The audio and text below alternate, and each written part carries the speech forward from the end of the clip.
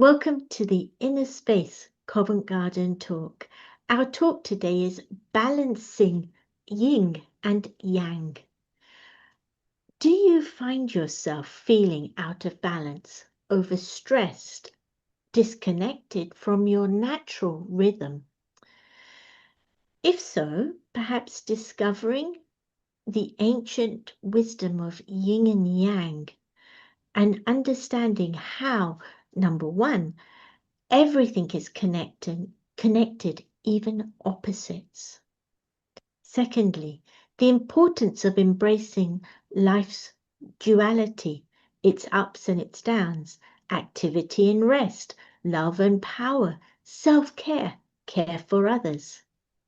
And then thirdly, how balancing your yin and yang can bring greater harmony, vitality, and well-being, no matter how chaotic life becomes. So we've asked our speaker to share her insights on what yin and yang represent, how it shows up in our lives, and how to master the art of living in balance. Our speaker is Maureen Chen. Besides establishing social welfare organizations in Hong Kong and for victims of landmines in Cambodia, Maureen has coordinated leadership and meditation-based projects throughout Asia. She is currently based in the Yarra Valley Living Centre in Australia, Melbourne, Australia. Maureen is going to be sharing with us for the next 40 minutes or so, and after that, she's going to take us through a guided meditation. The idea of the meditation is that it takes what the ideas you've been thinking about and allow them to sink deeper into your being so that you experience it and it becomes a tool that you can use in your life almost immediately. After that, she'll take your questions. So please send in your questions via the question and answer link or via the chat, and I'll take those questions and put them to Maureen on your behalf. Maureen, welcome. Over to you. Yeah, thank you. Lovely to be here, and such a fascinating topic because the whole concept of yin and yang really bring in everything around life. And, I've done a little bit of research around, philosophies and, of course, I've been involved with the BKs for almost 50 years. So I've always kept an interest in how this philosophy sits beside other philosophies. And yin and yang is such an ancient symbol that really talks about balance and also highlights that things are not good or bad. They are what they are, and everything is in quite a dynamic balance. It was actually apparently a concept that started in the 9th century BC. So it's very, very ancient. And yin and yang is about these, what might seem competing opposites, but actually seeing the complementarity of that and, looking at things like male and female, light and dark. So just to give you a little introduction for those who maybe are not so familiar. So yin is the inward energy. And think about these things: feminine, cold, or I probably rather say cool, still, and dark. And yang is the outward energy: masculine, hot, active, bright. And of course, we would not, think that all females are like this or all males are like that, because within ourselves, we need to balance these masculine and feminine energies. And some people do it quite well. And that's what it's all about, balancing. And maybe to give the most simple explanation, in food also, all food in Chinese way of seeing is either cold or hot. So the wisdom of eating is around balancing, what you're eating. And I remember one time I got a cold, and somebody said to me, because, I lived in Hong Kong for over 20 years, someone said to me, that's because you had a fried banana on a hot day. So fried bananas, I mean, they're probably not that healthy, but on a hot day, it's very heaty. So even when they eat fruit, they'll eat one fruit with another fruit.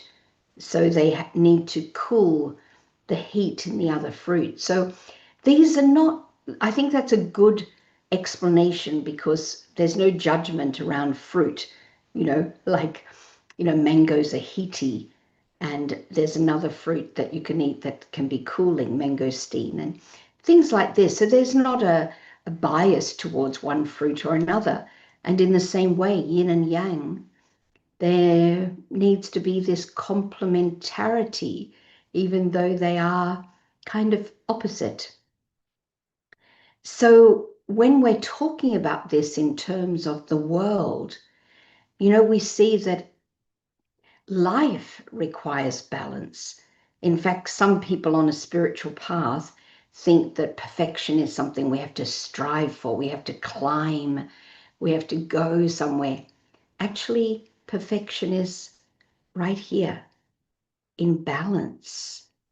And so it's all about balance. Nature is always seeking balance. You see, you just observe with nature. It's always seeking balance. Our body is always seeking balance. We don't want anything to be too much or too little. So when we start to think about this, then it leads us into life in a very different way. And, a lot of addiction takes us into extremes. So there's also in Ayurvedic wisdom, it's all about balancing, the doshas. So kapha, pitta, vata. So, it's in all ancient wisdom, this idea of maintaining balance. And this is what yin and yang are reminding us of. And I think the symbol, it's dark on one side, light on the other. But interestingly, there's a little dot of white in the dark side and a dot of black in the white side, because that always also needs to be present, and it is present.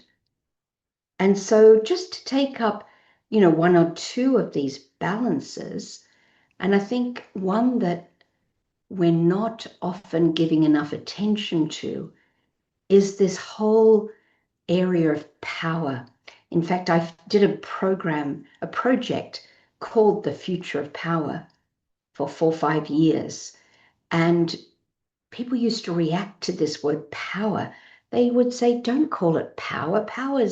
Can't you find another word? That's not a good word. But actually, power is essential. And because of this project, I have gone into power quite a lot. And I came across a quote by Adam Kahani, and just to give honor to that quote, I'll read it.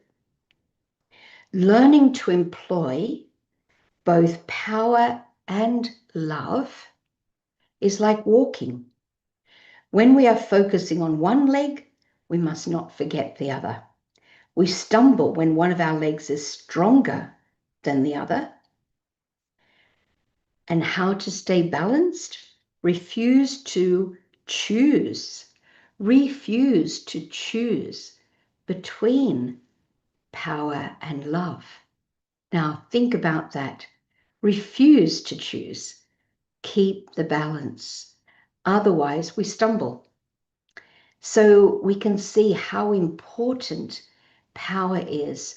And Martin Luther King has said, power without love is reckless and abusive. Reckless, interesting word. Power without love is reckless and abusive. And love without power is sentimental and anemic. Think about that. Sentimental and anemic. When we are bringing up children, if we are only giving love and not helping them to empower themselves, and if we're not empowering them, we're really making them quite anemic, weak. So we need to give a little bit more attention, I would say, to understanding power. I read another book, it was called Power and Innocence, and I thought innocence would be the good guy. But actually, look at this one. As we make people powerless, we promote their violence. Now, think about that and all the violence going on in the world. It's been the oppressed, usually that are rising up. Deeds of violence are performed largely by those trying to establish and defend their self-esteem, their self-image. Violence is the expression of impotence. So he talks a lot about pseudo-innocence, where we, sometimes surrender our power out of fear. Sometimes we have no choice. No doubt there are situations where we have no choice. But sometimes we are just not finding our own dignity, our own voice. And yeah, that's a very interesting aspect too. And what do I need to do to claim my power? Sounds a little bit harsh, but just as love is like a currency between us, there's something always going on in that area. Power too is like that. And if we have inner power, it's called strength. When we have power over others, that's when we use this word power. Power is to do with relationship. And even when we meet someone, we often, think about the power balance between us. Think about it. All these things are going on. And if we don't address power, we're not even aware. And we kind of fall into traps because of that. So again, the balance between power and love is so important. And, there's also a saying that everything we do is either through love or fear. So that's another whole big area. We need to see whether something that we're doing is motivated by love, because very often, it's not love, it's fear. Fear of what people will say, fear of rejection. Yeah, all of this. So we really need to keep all these balances in order to walk strong and firm. So just some of the other aspects I want to bring up with the yin and yang. So the philosophy in the Brahma Kumaris is that time is cyclic, not linear. And it's amazing how we have lost this awareness. And it was brought to my attention by an Indigenous person how difficult it is for people who have the concept of linear time to move back into circular time. And yeah, it's just very fascinating. And I wanted to share a quote also from a book called Restoring the Kinship of Worldview, Indigenous Voices. So it's a wonderful book that gives voice to many, many Indigenous people around the globe. And just interesting to see how most of those voices are quite united. And the reason I think that's being suggested is because of the connection with nature, because nature is seen to be cyclic. In fact, this is the quote, the sacred circularity of a living world. So seasons, you know, trees, saplings, and then they grow and then they die, and the harvesting season. I mean, just look at nature. Everything is circular, and always to be able to work with nature, we need to pay attention to balance. Because if we're growing crops, we need to make sure that everything's in balance, the pH balance of the soil, the water, the dryness, you know, it's all about understanding balance and helping nature. If we want nature to serve us, we also need to serve the nature that we're working with and help it to be balanced so that it will be able to produce. So wonderful thinking about the relationship with nature and how the Indigenous worldviews are pretty aligned, because as one of the people said in that book, they said that nature doesn't lie. And that's a big statement, because, you know, we have learned to lie. We're all talking about this time as being post-truth. I mean, you see any article and you think, is that true? Anything that comes through, we check, is that real? Is that spam? Is that, a scam?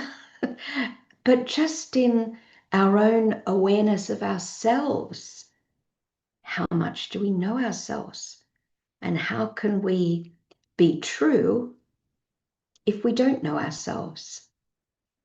And again, connecting that to balance. Because when we're centered, which is why they often show this point in the third eye region, it represents the soul, but it also represents balance. In fact, the person I was working with for the Future of Power, he only brought people on the team that he considered had this. He would just say, they don't have this, meaning not balanced. And he said, if people aren't balanced, they make a mess of things. So it's a very deep awareness to work out what is my balance. And the way to do it is to find my core values and rediscover my innate values. Because I think within the Brahma Kumaris, there's only one thing you need to believe in order to take benefit and to continue your study and practice. And that is that the original nature of each and every being is peaceful, loving, pure, strong. This is the original nature. So unless I find myself, my core values, I don't know myself. And so I won't have self-respect. I'll be looking to others to inform me as to who I am and what I should do and what I shouldn't do. But when I start to get in touch with my values, I become centered. And when I'm centered, I'm balanced. And those values guide my life, guide my choices. And if I really try to maintain this balance and this centeredness, life is easy and natural. So it's just as nature needs to find its balance, I need to find my balance. And then it's so easy. Life is easy when I'm balanced. But it's a lot of study, it's a lot of self-study. You know, as we say, this is a subjective research. We need to go inside and study ourselves. We also learn a lot from observing others. Sometimes we can see things more clearly in others than we see in ourselves. But the idea is not to judge anyone with that, but to take it back to myself and check whether I have those strengths or I have those weaknesses and those blind spots. Because, you know, this is really about deep understanding of the self. And so when we're talking about this balance, it's really essential, intrinsic, and it's connected with life. So another very shared philosophy, I would say, of the Indigenous people, and we find that a lot of the philosophy of Indigenous people, and what I like about this book, it's kind of all Indigenous people across the globe, and finding the common voice there is so insightful.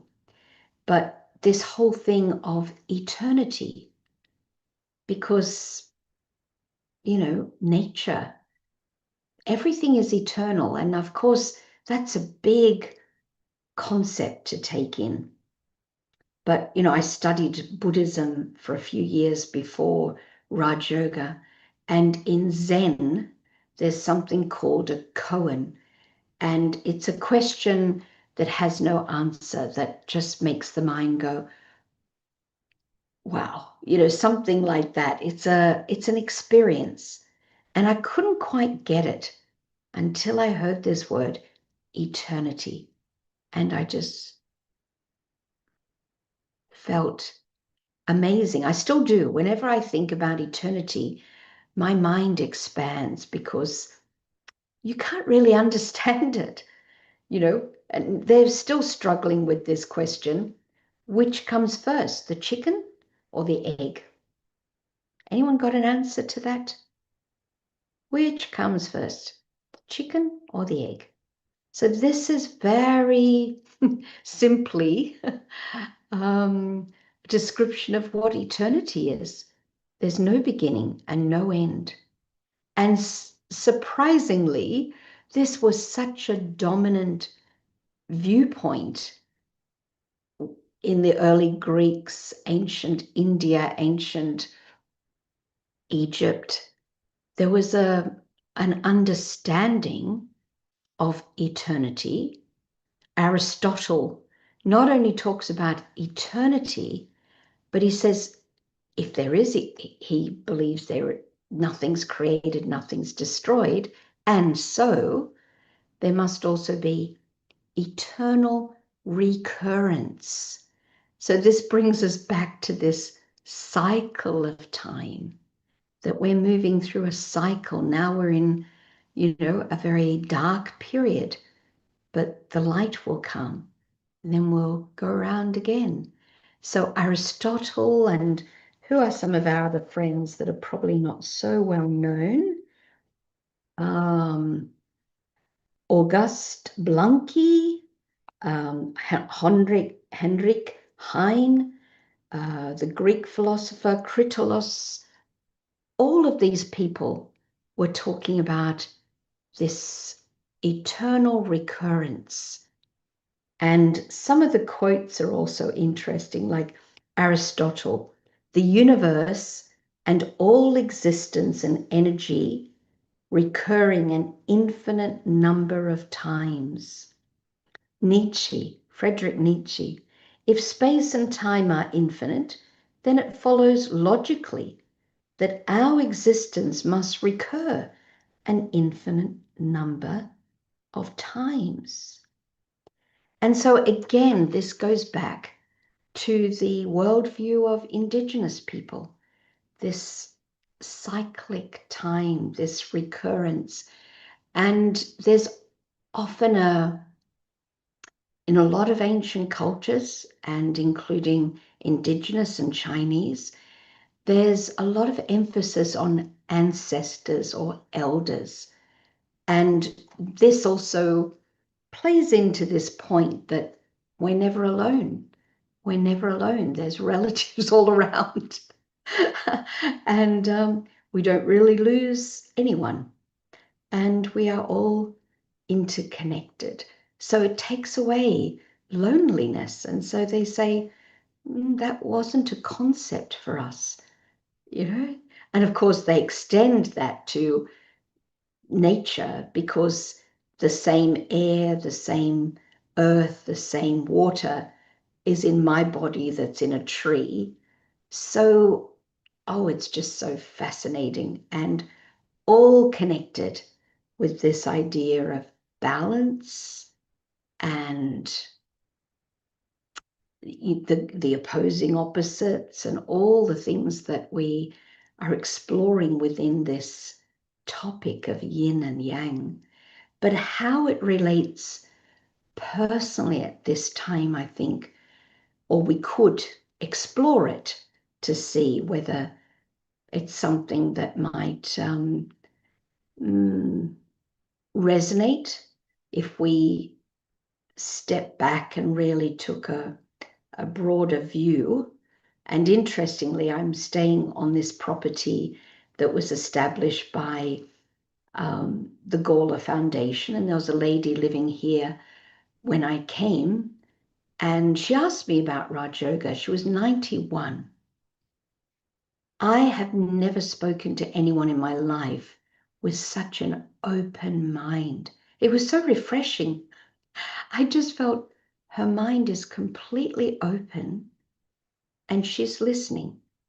But she's intelligent enough and has a good enough sense of herself to take in what resonates with her. There was no fear. There was no, it was just wonderful to experience speaking to a completely open-minded person.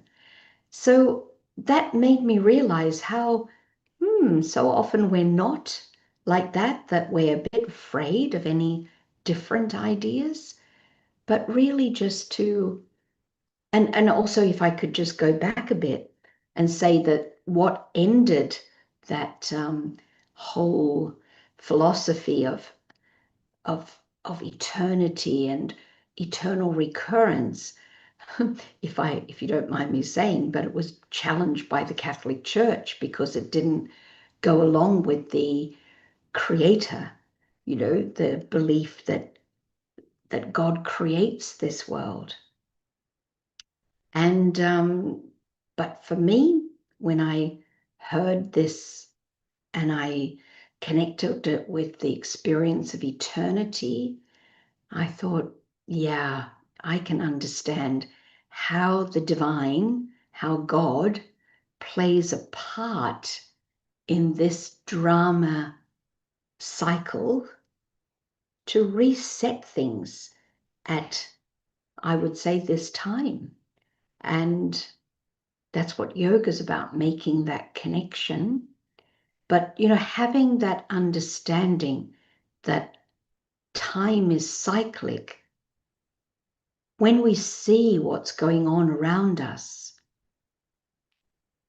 we can understand, yes, this is the end of what they call in the Vedic ancient philosophy of India, Kali Yuga, the age of death, and going back into an age of truth.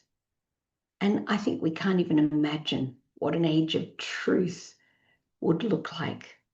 But if things go in cycles, if we go from dark to light, if we go from hell to heaven, if we go from, falsehood to truth, it's worth exploring these ideas.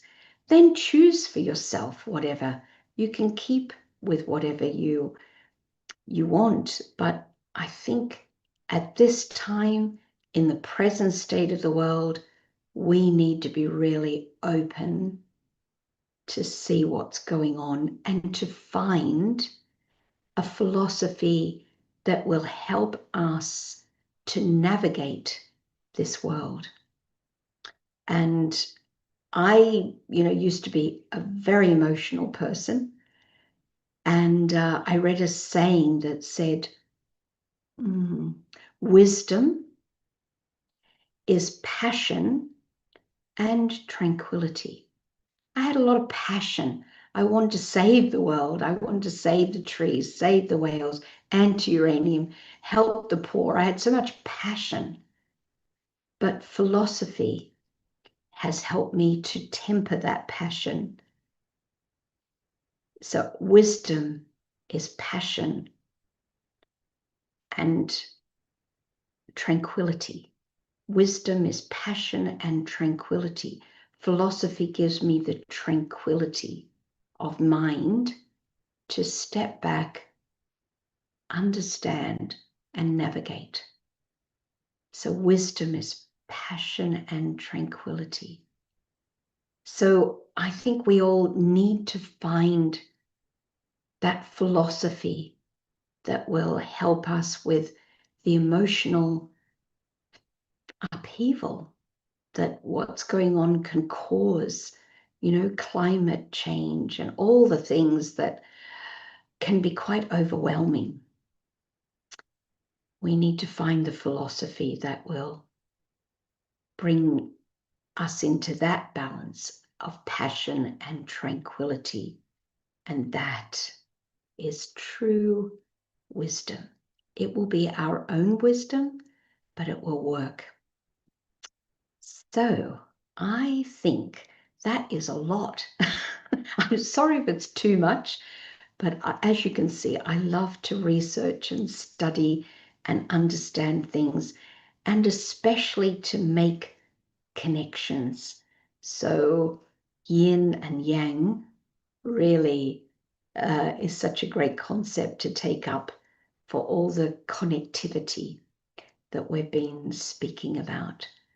So I understand that next will be the meditation. So let me take you into a reflection on some of these ideas, and then hopefully we can have a little chat.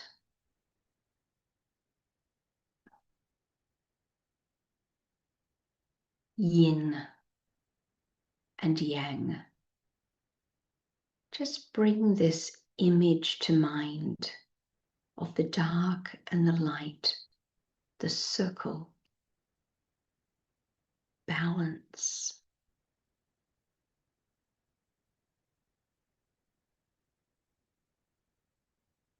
And step back and observe life.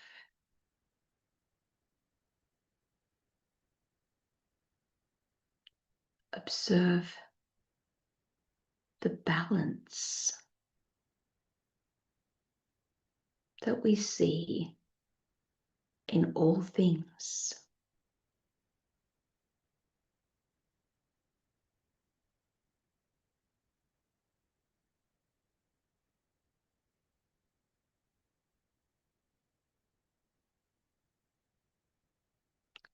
And look with awe and wonder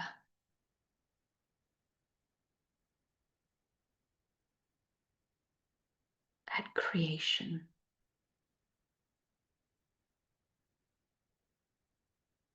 beautiful, intricate interplay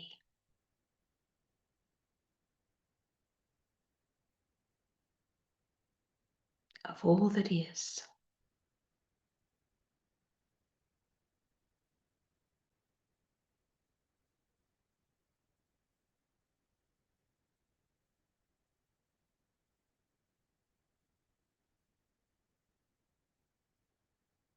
And I can see this reflected in myself.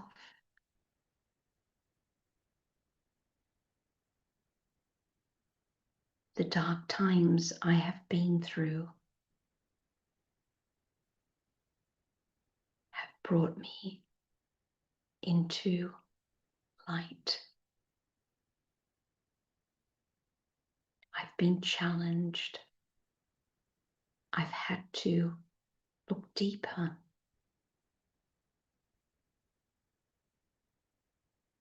And to be truthful.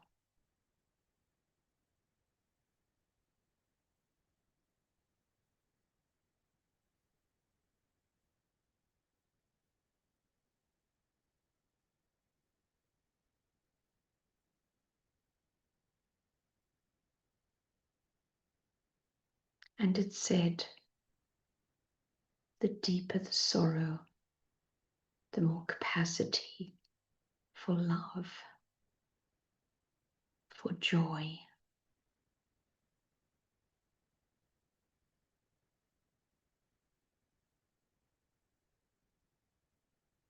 The soul becomes deep.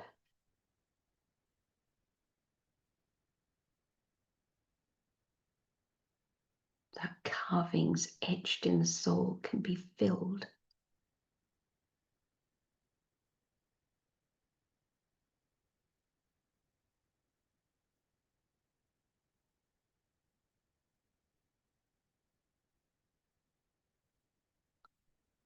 And the most important and helpful practice is to know myself intimately.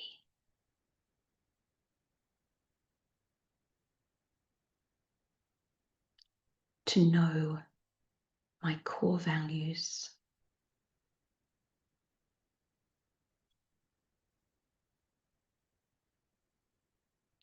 And to live those values at any cost.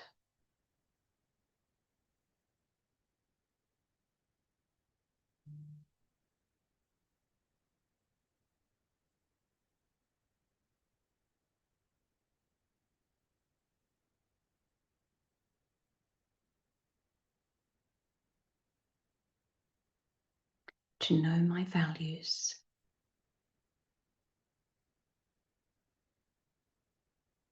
is to get to know myself.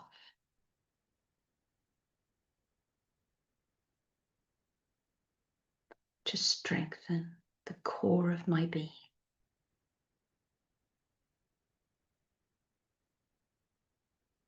To find my center.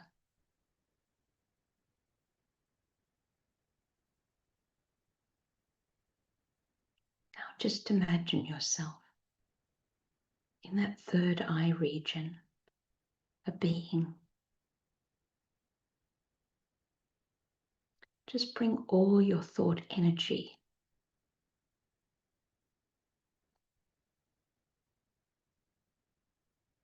to this place where I, the soul, direct.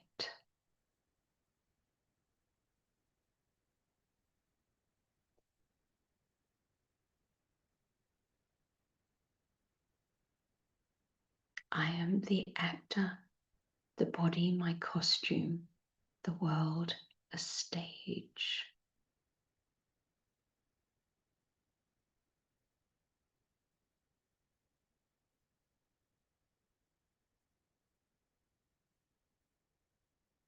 Let me be my own sovereign, a self-sovereign that sits on this throne in the center of the forehead and chooses responses.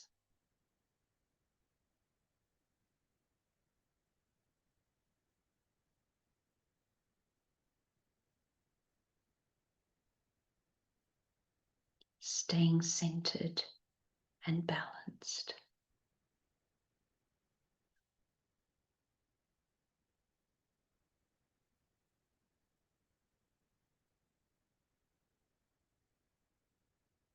Perhaps there's this particular balance that you're struggling with or needing to find at this time in your life.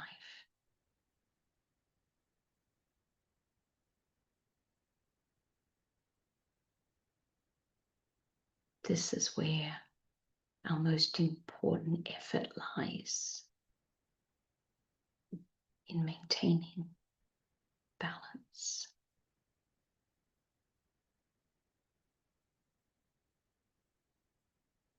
Om Shanti.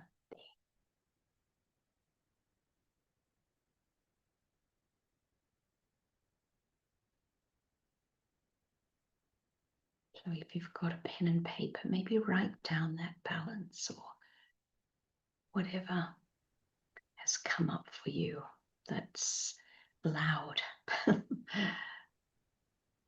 Shanti.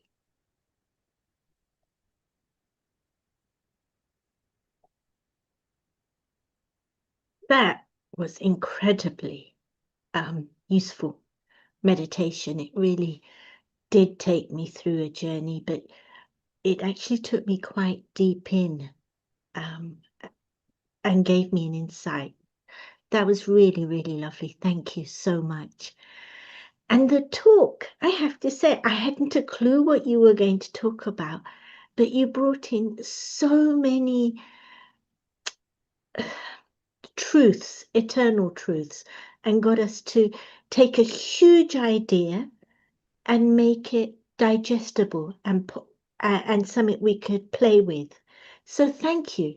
Thank you so Yeah, much. hopefully play with, because sometimes I feel I go too far, but everyone can then just take whatever resonates and go deeper into that, like look into anything that's been shared and do your own research. Because I think this, we have this saying, right? Grind your own ingredients. So offering you some ingredients for you to do your own cooking. Well, just from the responses we're getting, I'm just very aware you've given us all so much to walk away with. Thank you. Thank you. There is one question I want to start with, because it's the one question that's come through, and it's a very interesting one. How does one balance accepting strengths and weaknesses? How does that look in practical life? For example, when I make a mess, when I get disappointed with my own weaknesses, when I get defeated by habits that block my progress. Yeah, I think I learned this early on because I used to get quite disappointed in myself because I wanted so much to change things that I wasn't quite impressed with. And sometimes when people used to point those things out, I used to lose my self-respect. And then I just realized at one point, I thought, realistically, it's going to take time to change. So I'm just going to take it easy. I can only change as fast as I can. So I even said to people, I said, yeah, I know I've got that weakness. It's taken me a while to change it. I'm sorry, but, doing my best. And I just suggest you don't look at it because it'll bother you like it bothers me. Because I can't I think, go any faster than I'm going. I'm doing my best. So just being realistic is the biggest.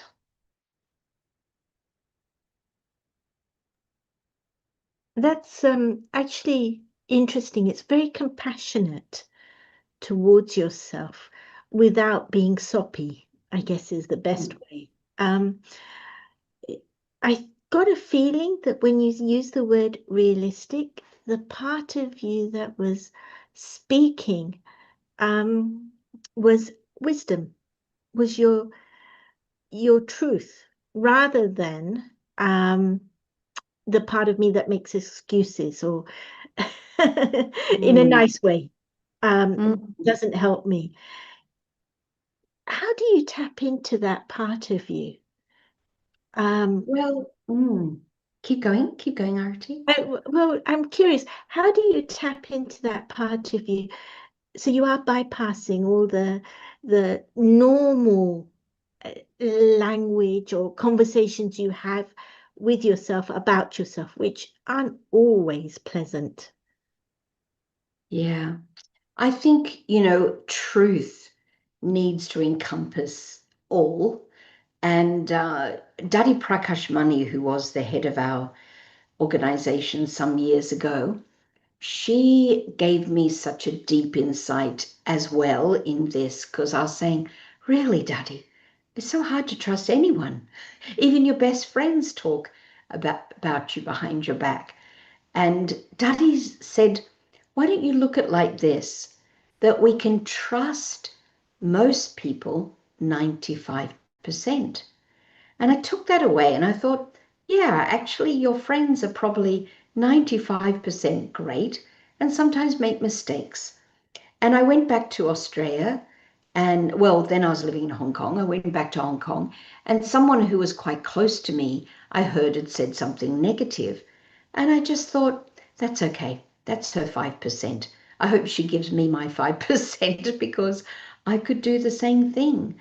So when we're talking about realistic, it's really about the reality of how we are.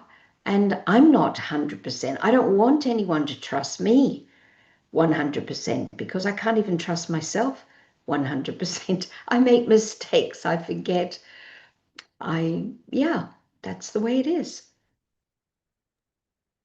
What a lovely answer. What a lovely answer. Thank you. I'm going to walk away with that. 95% of the time, Most people, yeah. these people are going to be kind, compassionate, supportive. And yeah, if they get it wrong, it's their 5%. I'm going to give them that leeway. So I don't fill my head with other stuff. Excellent. Thank you. Um, could you give us the title of the book that gives the voice of Indigenous people around the world? Who the Yes, author is as well, yes. please? Okay, okay, it's long. So restoring the kinship worldview, Indigenous values, Indigenous voices. So it's a colon, restoring the kinship worldview, Indigenous voices, and the names of two of the authors, and then they've listed all the contributors. Narvaez, Narvaez, and another person, Darcia, Darcia. So they're the authors that were written down, and then a whole list of people that that were part of it. So that you'll find it, I think, with that. But Mm. yeah, I just found that amazing that you could take voices from all over the world, and because they're nature based, which Indigenous people kind of are, they take their lessons from nature, so to speak, and so it was the same voice in a way. I don't know that there's too much difference in their voices. Be interesting to go further and explore that. But yeah, nature doesn't lie. So if we're learning from nature, it's a very good teacher. I mean, I love that. And con my nature is, I will, somebody makes a statement like that, nature doesn't lie. I'll instantly start thinking, but, and something will pop in. And I tell you what my but was. You Mm. have animals that disguise themselves as something else, or you get plants that disguise themselves. So, like carnivorous plants look very innocent, but are not. So, Would you, that's not nature lying, that is nature. How would you describe that? Well, it's being itself, like that it'll always do the same thing. It's not, It's true, it's so actually. Yeah. interesting. Yeah. But the yin and yang, that nothing is good and nothing is bad, in the sense that it's all about balance. And, I live on a property here, and, there's fox and there's rabbits, and there's snakes and there's rabbits, and, nature, what can you say? I mean, you couldn't say the fox is sneaky and whatever it is. It's just being a fox, and the snake's a snake, and we just have to understand them, respect them. But So yeah, actually, that statement is nature never lies. It is always who it says it is. I In think so. I mean, yeah, these yeah. ideas are new to me, so I'm also just taking them in and observing and thinking. So, Oh, thank you. That was insightful. Thank you. Okay, next question. What did you mean by finding our own balance at the end of your meditation? Did I get this right? The person's asking. yeah, because there's certain aspects within our own being that really need to be addressed. Like, as I said, I was extremely emotional, not mildly, I would say. I mean, I couldn't babysit. If I sat when I was young, I'd sit with a baby crying and I'd end up crying. I mean, ridiculous. So, this emotion, and I didn't want to give up passion. So, I really like this saying that wisdom is passion and tranquility. So, I need to balance everything because that's life. No one's going to be stuck to anyone all the time. I mean, however you want to think about it, the truth is the philosophy, the tranquility comes from truth.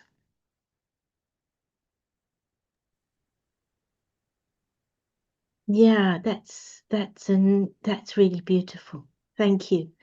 I'm going to ask this final question. Well, actually, no, we have room for a couple more, so please continue to send them through. What has been your easy route to finding balance? Is there a specific quality or exercise that can help me? Yeah. For me, it's just seeing, like when I saw that love and fear. And, of course, we need a healthy fear. We need to keep ourselves out of danger, but, we need much more love. But so we have to find, the balance between love and power. I mean, when I was being challenged on that word power, I didn't quite know what to say. I know that within the BKs, we talk about these 8 inner powers, and power has its place, but realizing that power is, we have to self-actualize. We have to have our dignity, otherwise we can be harmful to others. It's like when we take sorrow, we give sorrow. So yeah, I think just hearing and knowing, and in fact one of the comments also was that um communication and violence. Violence can't exist where there's communication. And I've got that quote here. So let me just give that one too. Violence and communication are mutually exclusive. Think about that. You cannot talk with someone as long as he is your enemy. And if you can talk with him, he ceases to be your enemy. So many things we need to balance and see that violence is almost the opposite of communication. Connection, I would use the word connection rather than communication, maybe, but that's what communication's for, connection.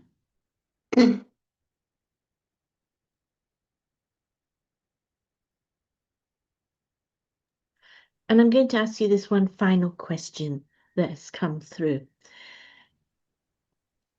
What is your practice in meditation that empowers you?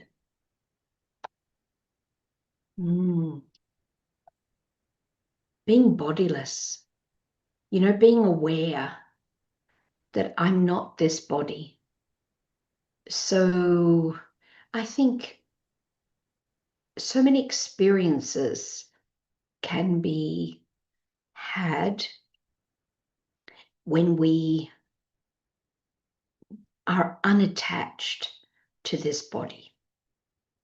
Yeah, because this is, I believe, one of many bodies. I haven't always been female. I haven't always been, the culture that I'm born into. These are just parts that I play. So being bodiless brings me back to my truth.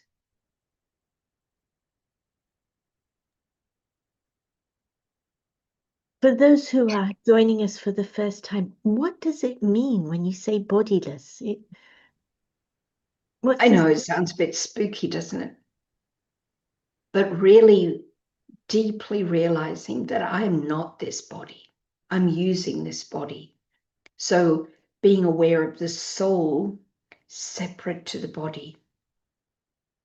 So that, like if I was driving and I was in a near accident, to remember I'm not this body. That's bodiless. And that's what I need at that time. Otherwise, there's fear. And we can often make silly movements because of that. So when we're bodiless, we're also wise, I think. I think our inner wisdom clicks in. That's my experience. We know what to do. We know which way to turn. We know how to deal with it when we step back from the reaction that the fear would bring. Wow, thank you.